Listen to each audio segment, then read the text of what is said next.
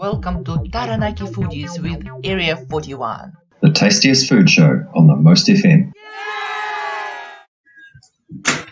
Hello. Welcome to Taranaki Foodies with Area 41, the tastiest food show on the Most FM. We are talking about food, gardening, hospitality, and people who are involved in all this. And of course, music, because we are the radio station. We're recording our show live on a Facebook group page. Look for Taranaki Foodies with Area 41. And join in if you like to peek behind the scenes. We are Olina Williams and Warwick Foy, local foodies and the Most FM broadcasters. Our videographers today are Ollie Foy, young talent, young artist, raising star, watch for him, and Nathan Griffith. He is a social media manager and he's the leader of a foodie group, Foodie Reviewers. And our guests today, amazing people, hard workers, Fiona and Stephen Black from Bees R Us. Hello, guys. Hi. How about we listen to some music first? It's Viva la Vida by Coldplay. Easy. You need to move your butt.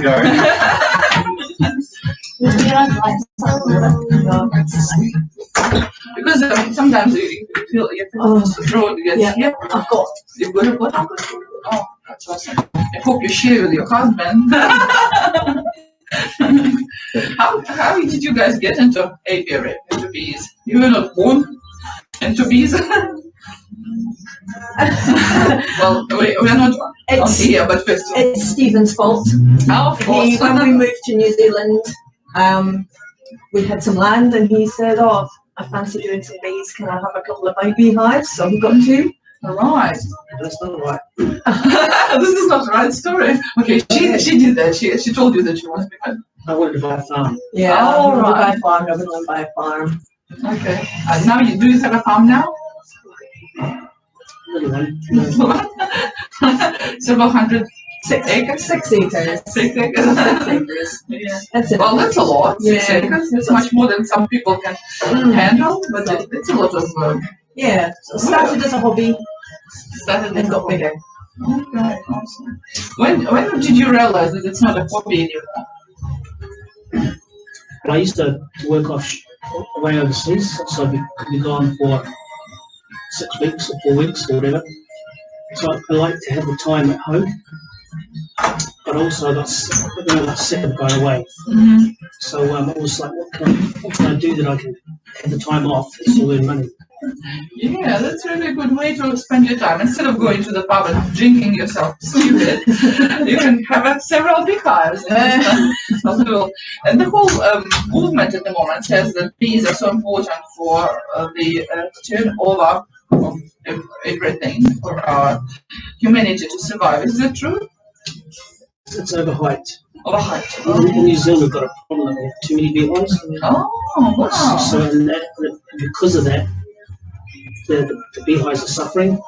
All right. It's like, we've got overstocking, so there's more diseases that have been created because of overstocking. There's lack of food because of overstocking. Oh, okay. Well, that's an interesting topic, isn't it? I never knew that. And we've now got to the point where we've got a big honey glut, so that the price of honey is falling through the bottom. Oh, it was too many So it's just, offer. too much. Too much on offer. Wow. Yeah, well, you never know. The golden middle is very hard to achieve. Very often it's either too little or too much. Yeah. Well, at least it's a sweet business, you know. You know, there is a Ukrainian vodka which is based on Chilean honey.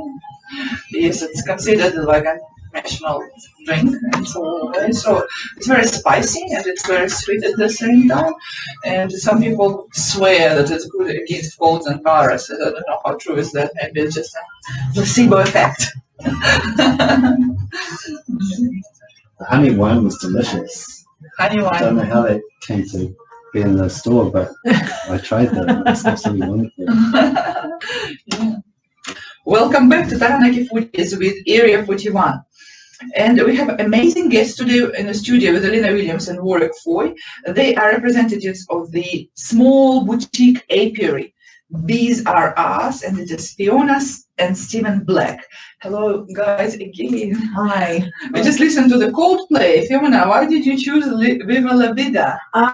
Well, working in the honey house, I work alone a lot, and I like listening to lots of music. And that one is, I like going to concerts, and I've been to see them in concert, and it just brings me back memories of happier times when we could all go to concerts. And yeah. And, where did you see them in Auckland. Oh, yeah. Spark Arena?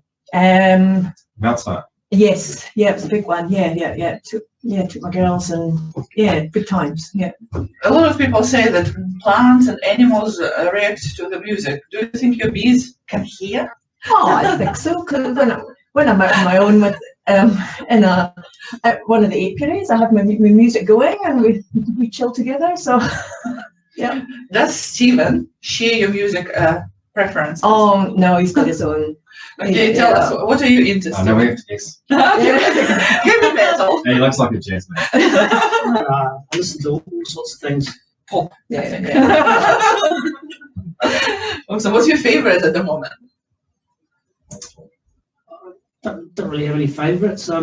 Definitely pop. Classic rock. Classic rock. 1980s, 70s. Country, maybe a little bit yeah. of country. Not Rastaman. Whatever suits the atmosphere and stuff. You know. Whatever's on the most. Yeah, Because we're an alternative radio station. Yes. So Bees Are Us is agricultural cooperative. What does that mean? Oh, it just means that because with bees, we're agriculture, and just we're an agriculture business because as well as being agriculture, we're also the retail, and we're wholesale. We're a bit of everything.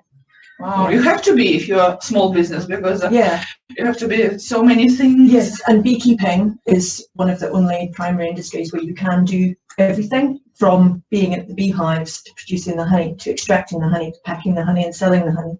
You don't have anybody else in the middle doing it. That's a very interesting point. So give us an example of a primary industry where you can't do everything, and which part can't you do? Like beef, you've got an abattoir in between, so you can't do everything. So that's true. I can't think of anything else just at the minute, but I know that Fishing would be, you're not allowed to sell, you're not allowed to catch, process, sell it, I think. I don't know. I know that beekeeping is the only one I think that you can do. It is Absolutely very unique, isn't it? Yeah. Also, I had a conversation recently with someone, and she said, I'm so sick to work for someone. I want my own business. In this case, when I want to go on holiday, I'll just leave. And I was like, right, before you had to ask for holidays one person who is your supervisor, but now if you leave, you have to organize your family, your team, your supplies and everything. Yes, it's not so easy. You've got to make sure that in your customers, they know that you're going away. You've got so much to organize if you do want to have time off. Yeah. So if the motivation to live easier life, don't start your business. I think having your own business is good in some ways. We did our own business for our family because we wanted the lifestyle. We want to be able to take the odd day off to go cross country. We wanted to be able to be there for the children. And now the children have grown up, and we can sort of have it for ourselves now. So, but that was why I didn't want to have the 9-to-5 job. We do work longer hours sometimes. Sometimes in the busy periods, we can be backwards and forwards to do the honey, come home for something to eat and then go back down and work till late. But you've got the flexibility to fit in with the family. Yeah. Up to the age of 18, I thought the children are born because the parents need help and they need like slaves in the family. That's what we thought too. It didn't quite work that way. Then later on, when I started the uni, something clicked that it's actually sometimes they appear with no reason, or maybe upper mind decides upon them. I think they were more helpful when they were smaller and then they realised that they should actually be getting paid for it, and then they decided that it was optional. Of some money. Yeah, it's quite interesting. And you are talking with a very strong Scottish accent. Yes, I'm originally from Aberdeen in Scotland. Okay.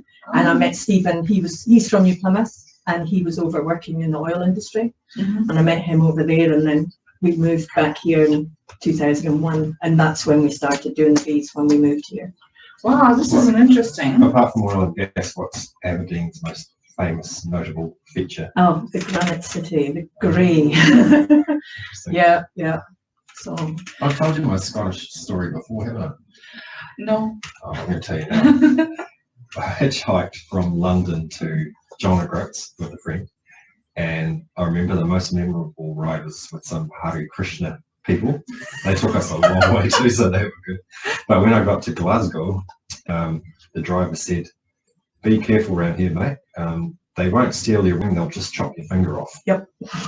All right. Hopefully I'll get a ride all the way from here to the top. Maybe you were lost in translation. Can you speak Scottish? What is the Scottish language called, by the way?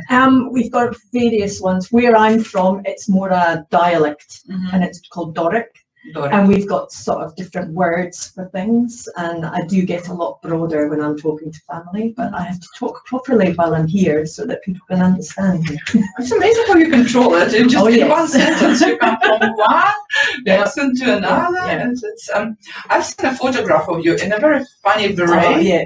So I do talks about the bees and about what we do and the extraction process, and I'm shy generally, but to be able to do these talks, I have to put my bee suit on and my funny hat, and then I get into character, and then I can do the talks. And I try to make it light-hearted and funny, because I don't want people going to sleep. I want people to be interested, and I want people to learn things. So if I can make it funny, if I can make it interesting, then I get a lot of feedback that they've learned stuff, so that's important. So there is another hack how to make people very engaged. You just take some bees with you and they'll be running around. yeah.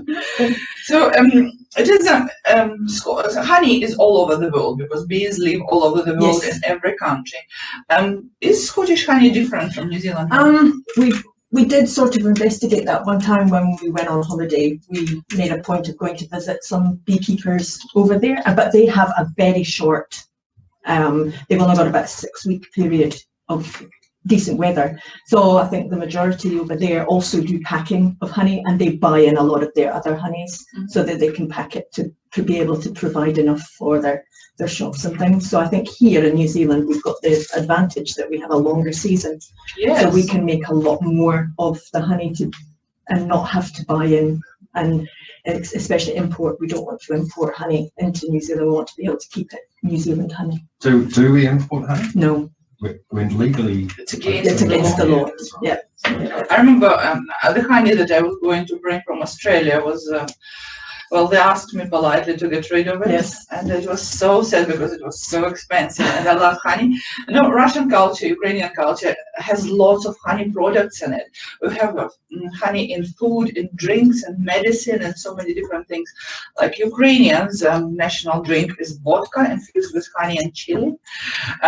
We were taught at a very young age, because my grandma was into the herbs and things, that there are 3 ways to preserve the medicinal qualities of herbs. One of them is you have to infuse it in oil, but it is short-lived because oil oxidizes really easy.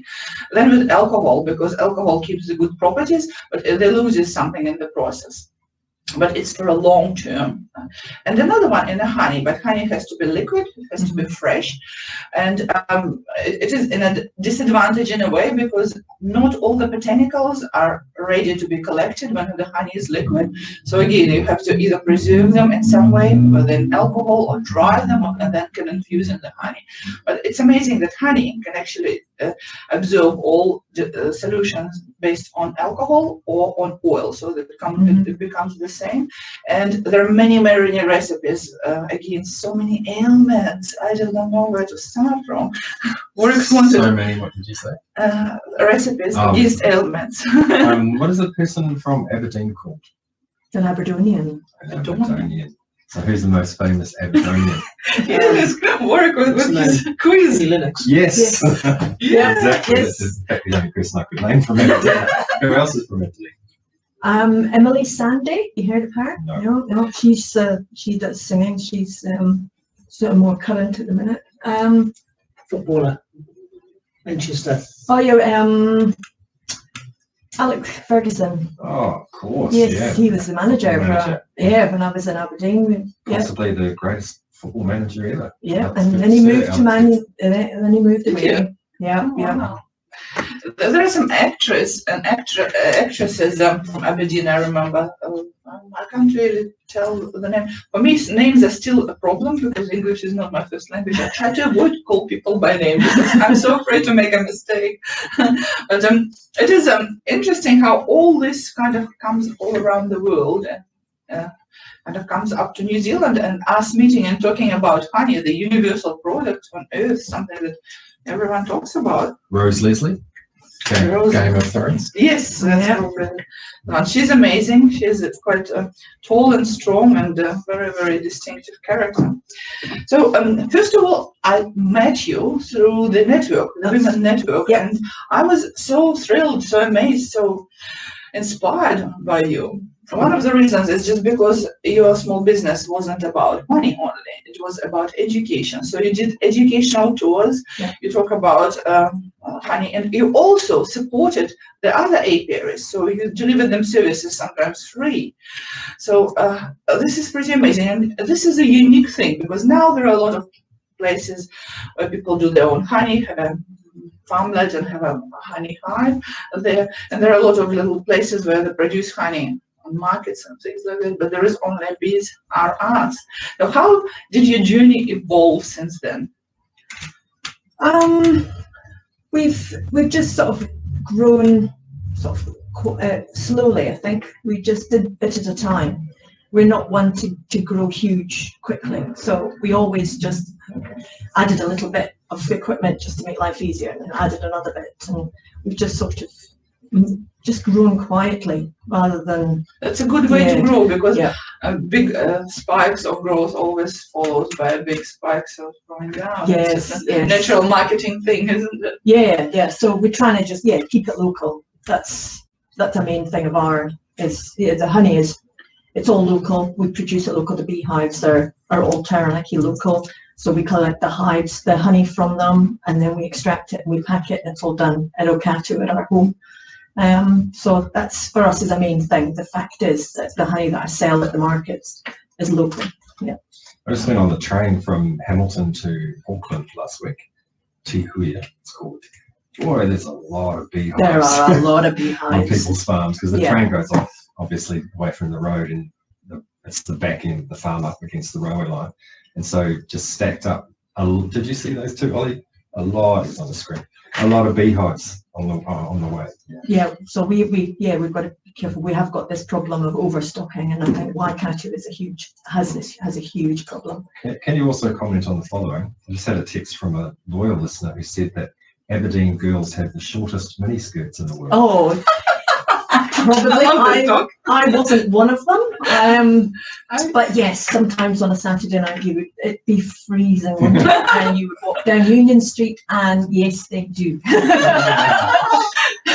I think it's a really good time to listen to our second music piece, which is Cry by Stigma. Take that. And take that, yeah. Another one I saw in a concert. Wow, so you were one of those girls in a short skirt. No. Oh no. You probably look But quite it's- hot in a short skirt. How many kids have you got? We've got 3. Where do they go to school? My oldest one's 22. She's now a graduate chemical and process engineer. The second one, Callum, he's contractor, driving tractors. And my youngest one is year 13 at Girls High. Wants to be a hit. High achievers. Yeah. The boys went to boys high. Boys. Yeah. So did they get this farming bug from dad, or is it just? Oh, he has always. We moved to New Zealand when he was 6 months, but so he's always known the country. We originally lived at Urushi, and he just loved watching the tractors drive past. He helped the neighbours milk at weekends since he was about 12. I heard something. It was an opinion, but I was interested. I'm interested. What do you think about it? I heard that kids who grow on the farm and who has an access to animals and dirt and things like that, they very rarely have allergies. Is that true? They eat worms and dirt. Probably, They don't eat yes. worms. They do, This is yeah, a misconception about farming kids. Um, I don't know. ours has been fine. We have other than bees, allergy to bees. Yeah. Is any of you allergic to bees? Me Oh, just an allergic to bees. is good. So what do you have? and our oldest Isla. Yeah, it's two of us that we know of. So you have an EpiPen in your pocket. all the time? We've both done 6 years of immunotherapy where we got injected every month by the equivalent of 2 bee stings. And he said he could do it cheaper. Yeah, So it works. seems to. Yeah, Isla still carries an EpiPen. She's worried because she doesn't get stings regularly, whereas with me still working with the bees, I still get them quite regularly, and so my body doesn't have large reactions. But To show how much Russians believe in any bee therapy or something like that, if someone has sciatic nerve, so they do put a bee to a certain point for a sting. So I think it's 1, 2, or 3, or 4 maximum, and it's supposed to take the pain away. it just gives you different pain. I don't know. I never tried that. I hope I would never have to. You see how Russians are really tough people, crazy.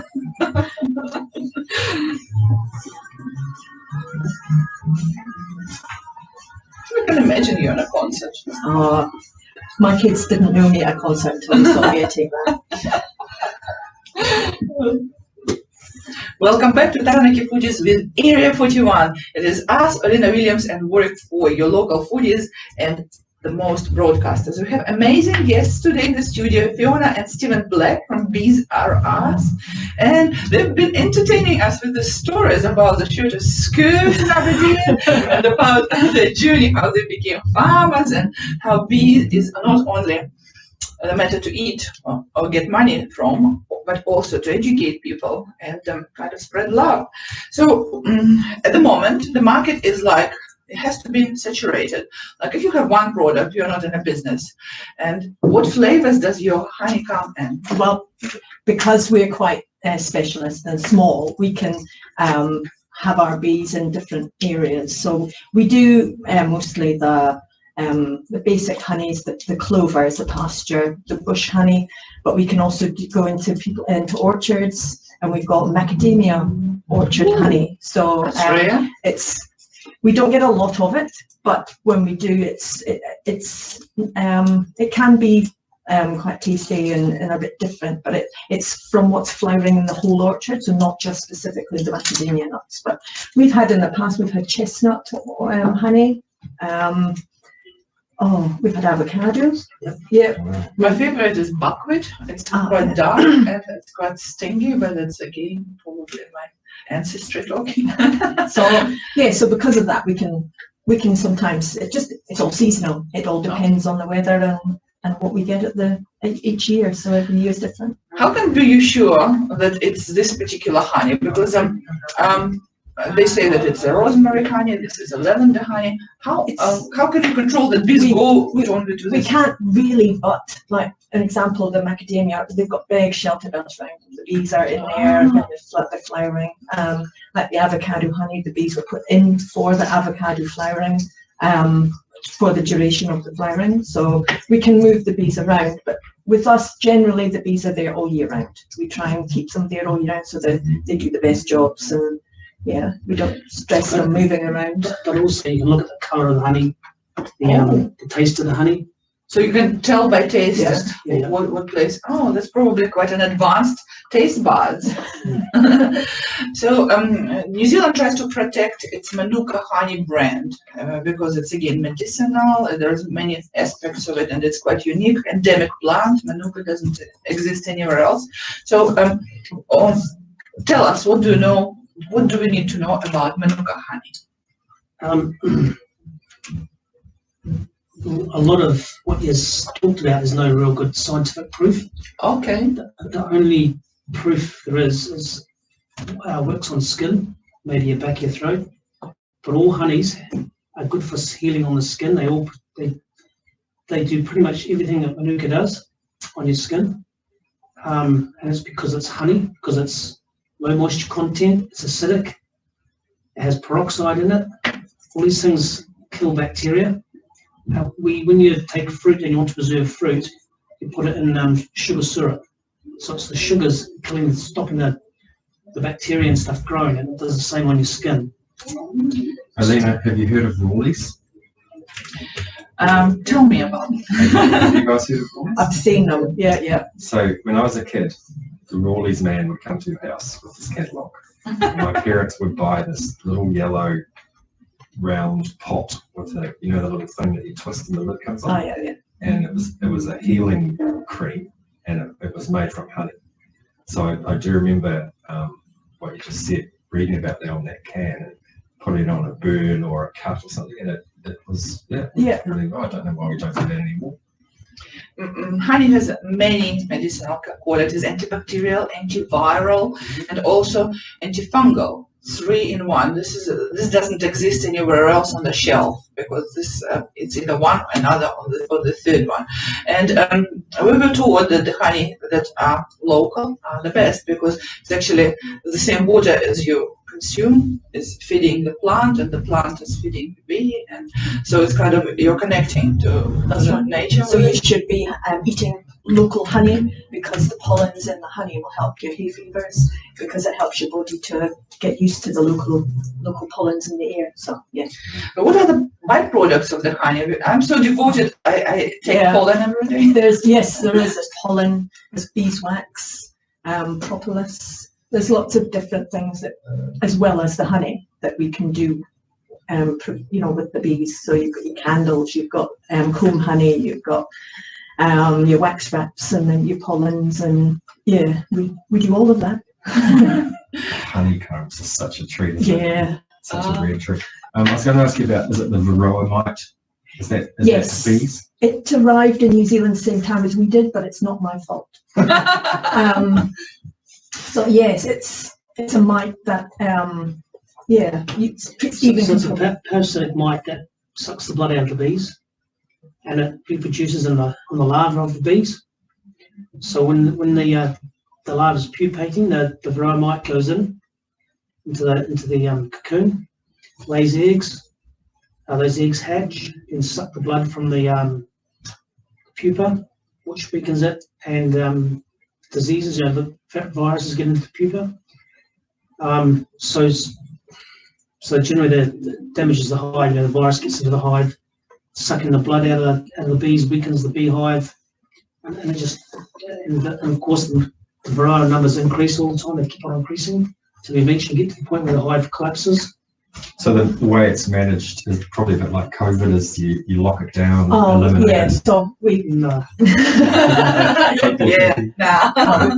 got miticide strips that we have to put into the beehives, some in springtime, some in the winter, when the hives are a bit reduced numbers, so that it can help the bees to reduce the number of mites and just be able to guess where the varroa mite came from.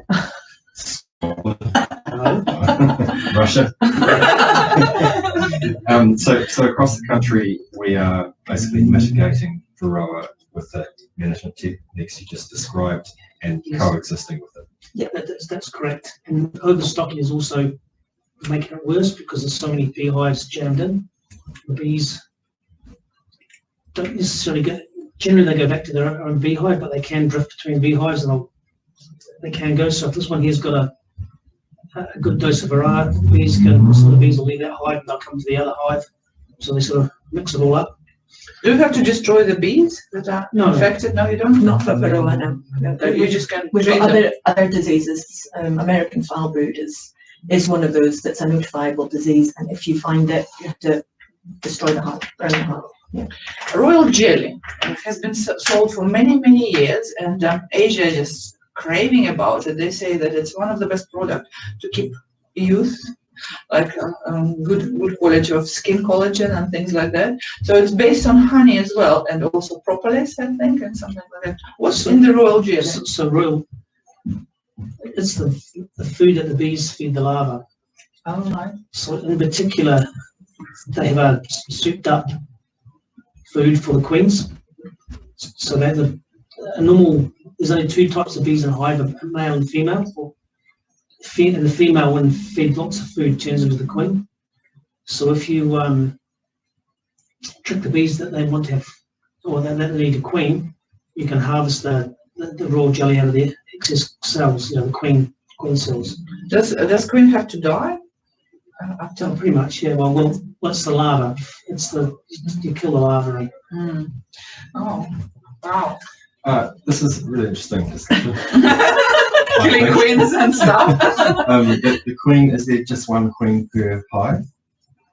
Usually? Mostly, but it's not unusual to find 2 or 3 in a hive, particularly in autumn time. And who chooses who's going to become the queen? So Vessel. So normally what you find in the ones in autumn, it's the old queen who's passed it. The bees are raised a new queen, so they sort of coexist.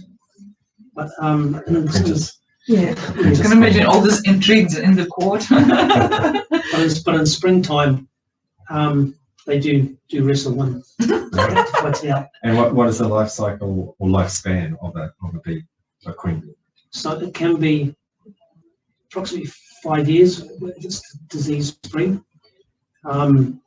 For getting the most production out of your hive, about 2 years, because the older the queen gets, it's more slow she gets and doesn't produce as much. But with the variety, you really, if you want maximum production out of your hive, you need to be changing them every year. Right, see, and the worker bees have a similar lifespan? No, it depends on the time of the year. So during the summer, about 6 weeks. During the winter, it might be 5 months. If it's we call it wing miles. For a queen bee, which is an insect, that must be one of the longest living insects on the planet, surely. I don't know, you've got all the termites and queens, I don't know how long they live. Whatever the lifespan is, I don't want to be a bee because it's still quite short. I would rather be a human. It is interesting. They're a very interesting animal, and they create like a conscious within the hive, and they can do together something more than each bee can do, which is quite an amazing concept. It's like an almost alien concept to what we do. Like humans are still quite individualistic, but bees are all aiming to achieve something as a society in a way. It is really interesting. So we are in winter, and honey is considered one of the best things to kind of treat some illnesses, colds and stuff. Don't cough, work, we don't have a mask. So what is your favorite winter recipe with honey? Oh, I think everybody's just into the honey and lemon drinks, and that's universal, isn't it? In every culture, basically. Yes. Some acidity, some sweetness. Yeah. I found out about the insects. You were right, the queen termite can live for decades, which seems unbelievable. Cicadas can live for many years, and splendor beetles, I don't know that, can live for 30 years. The longest recorded lifespan of a splendor beetle is 51 years. Wow. I still don't want to be an insect worker. My favorite recipe for the honey is actually honey cake. So you create like pancakes, like a very spongy, very thin pancakes, and you add honey to it instead of sugar, and then you layer it with a bit of sour cream. And this is a very, very healthy recipe if you think about it, because there's proteins. It's not a lot of flour there, so it's not a lot of carbs there. There's honey to sweeten it, and it's kind of very light feeling because of the texture. This is layered. You can have as many as 12 layers. So you sell your honey I've seen you selling your honey on the markets, like a seaside market, and we're at the farmers market. We tried a lot of the other markets, but we can't, because of the weather. Sometimes they can't hold them, so we moved to the farmers market on Hewswood Plaza every Sunday 9 to 12, because we're there whether it's blowing a gale, whether it's pouring with rain. yeah, I'm not sure what the weather's like for this Sunday, but yeah, we're there on a farmer's market. Now I'm pretty sure there's no Masters Games for beekeeping. But you are wearing a TET Masters Games hoodie, so Well, tell us. I decided that since I was doing all this weightlifting and things to lift the beehives, and the children are now old enough, I'd get back into athletics. So I throw things. Discus, hammer. I do discus, hammer, weight throw, javelin, shot put. Wow. Yeah, I believe it's very good for family life. No one's going to argue with you. Well, What about the Scottish oh, one? the caber. No, The caber. women are not allowed to throw the caber. Awesome. This is so good. So, is it something that you do in a group or just for yourself? I do it for myself, but there's a group at because you joined an athletics club, so there are a few of us and we're all the same age. So we do a lot of the masters. We don't do the sort of mainstream. I like doing it with people of my own age, and then you're in with a better chance. So yeah. I'm so glad that you brought this hoodie with you, because otherwise the work wouldn't notice and we wouldn't talk about it. This is another interesting topic. I started it also because it allows us, me and Stephen, to have weekends away with a purpose, because we haven't had weekends away for many years. So I started, so our first holiday just before COVID was to go to Australia for the Oceanic Masters, and that was my first event, and I got four silvers and a bronze. What's your best event? I don't know, because we do pentathlon as well, we was through all five, so It's impressive. yeah. Stephen's is it your manager, your coach? Number 2 supporter, Callum's my number 1. He comes, Toy boy. Must know it. Smiling. He's not throwing anything at me. No, he tells, just pretend you're throwing a honey box. Yes. Well, you guys are so amazing, and having a family team is always an advantage, because 21st century is not a century of individual achiever. There is no person who can achieve something remarkable by himself. There's always a team behind, and family team is probably the most reliable team you ever can have. And also because you have so many different goals for your business, like as I said, education, and also being local and making sure that your ethos are staying the same. It's important that everyone in the team is kind of on the same board, on the same page, and it's probably easier when it's a family. At least you can come to a compromise. How do you compromise mates, Stephen, in your household? How do you compromise? Do you argue, or do you just do a trade? Like, okay, I'll do this, but you'll do that. No. Sometimes it's arguing, but most of the time it's just like, oh, Don't forget she throws things. You've got to be careful. Don't forget that the beehive has a queen whom they actually feed to death. Yeah, there's only one queen in this hive. There's a very popular topic at the moment: support the local. And I just don't know whether it's just a slogan or is it real. Do you feel support from the locals? I do. There are a lot of people come down and see us at the market. I do get a lot of messages, especially local round Okata. We do another market on a Wednesday in Hempton Hall in Okata, and it only runs for an hour and a half, but it can be really busy. So we do feel sort of the love from the locals, and I can leave honey in my litter box, and people pick it up from me, and it is something that I do feel strongly about. Do people make bad jokes? All the time. Yes. Oh, you're my honey. Which is the one that you most often hear? Oh, I don't know. I can't. I don't know. I can't think of anything just immediate. But yeah, we get the honey and. Honey. Yeah, and I'm known as the honey lady. Honey lady. And he's the beeman. And that's just this is a perfect match made on heaven. This is a beeman and a honey lady. So I think it's a perfect time to listen to the third piece of music, Say Amen by Panic at the Disco. Interesting choice of music, Fiona. Like I said, all three have been to concerts, all in Auckland, and yeah, it just, Panic at the Disco, where did they? they were at the, they've been twice. Once I didn't go with Arla, the second time we did, and Ishbel came too, so it was only about 4 years ago. Yeah. Can't hear us, we're not annoying you. No, Good, just checking. are we annoying you? That you'd say that emo music, I think. I don't know, but with having the two girls, I just get this music, and you know, you just can't help but sometimes listen to it in the car on drive. You know, I get bombarded with this music, and this one I quite find some of the stuff is just quite, and I like listening to it. And again, when the girls said, "Oh, we want to go to the concert," I was like, "Oh, I might get myself a ticket just to come along with you." So we sitting in the car outside, and I really enjoyed it. It was just.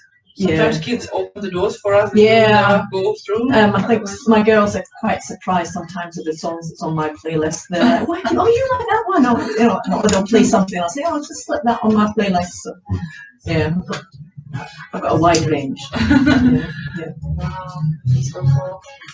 I was going to say something and then I forgot what it was. It was something really, really important. I was holding. Oh. Yeah. So you're doing expos as well, right? We did. Did it bring a good result? We did a few things, but it's sort of when COVID came, it sort of dried up. So we've been concentrating on the domestic, nationwide domestic. Also, what happened is the overstocking. So we found that a lot of other companies were undercutting us, and just like larger corporate type, people with money from outside the country just coming out and undercutting us, and got to the point where you couldn't do it. Can you send your honey overseas? If I would tell you, like, here is the addresses. Can you send a package to it? Potentially. Yeah, we can. Yeah. Probably will be expensive. Yeah, small. Yeah, I think more up to about 2 kilos, so not a lot. I have an interesting collaboration for you. That's what I was going to say. Yeah. The guy came to our show, and he's Iranian, and he started the teas. And he actually sweetens his teas either with dates or with the honey. And in Middle East, honey is a really good addition to their diet. They add it basically in a lot of things. So you need to meet them. Okay, yeah. And he sells over different, and he's very proactive. He's a former media person. I've read articles Yes. about beekeepers in Middle East countries. Yeah.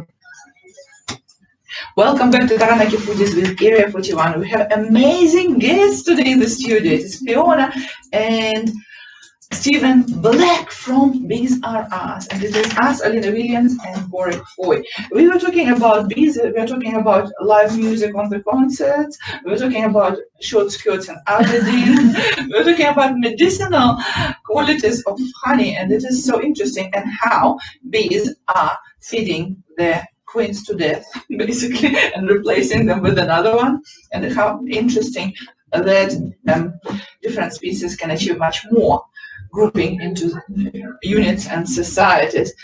There is a lot of things are going on in the biz industry. Are you busy at the moment? What's your next gig? Just now we've sort of calmed down a bit. It's winter time. We're just doing sort of maintenance, and I just pack honey as I need it, and we sort of start gearing up again. Springtime, we'll start getting busy again, and yeah, so we're just sort of maintenance stuff at the minute. I'm having a bit of a breather. I was always wondering how much the honey costs, because once I bought a honey jar that cost $200. It had a very beautiful package, and it opened like a flower. And also it says that it has very high level of certain things and other things. Is it reflecting the true nature of honey? Is some honey more expensive than another? I think it is, but some honeys are very well marketed. Okay. Yeah. That's all I'll say. The marketing's good. Yeah. I wouldn't say that they all represent what they do, but yeah, all honeys are good. Yeah. Awesome. Well, we're coming to the end of the show. It's time to wrap it up. And I would like to say a few words from our sponsor, Area 41. They just introduced the new menu. It's a winter menu. They have a Swiss dish on the menu, which is when you melt cheese and you just put cheese, it's called fondue. So this is really, really nice. And also they introduced a new dessert there. And in general, go going away for coffee, meal, meetings, or events. It is an Italian restaurant, a cafe and bar with a passion for traditional Italian meals with a twist. So they're open for breakfast, lunch, and dinner 7 days a week, and all their meals can also be ordered as takeaways. Thank you for listening to Taranaki Foodies with Area 41. Now we're going to take some selfies and post them on Instagram and Facebook. Tune into 100.4 FM every Saturday at 4 p.m. Remember, there is a live recording of this interview online on Taranaki Foodies with Area 41 group page on Facebook. Meet you next Saturday at 4 p.m. on Airwaves. Bye-bye, my gourmetarians. Bye-bye, everyone. Thank you for having us.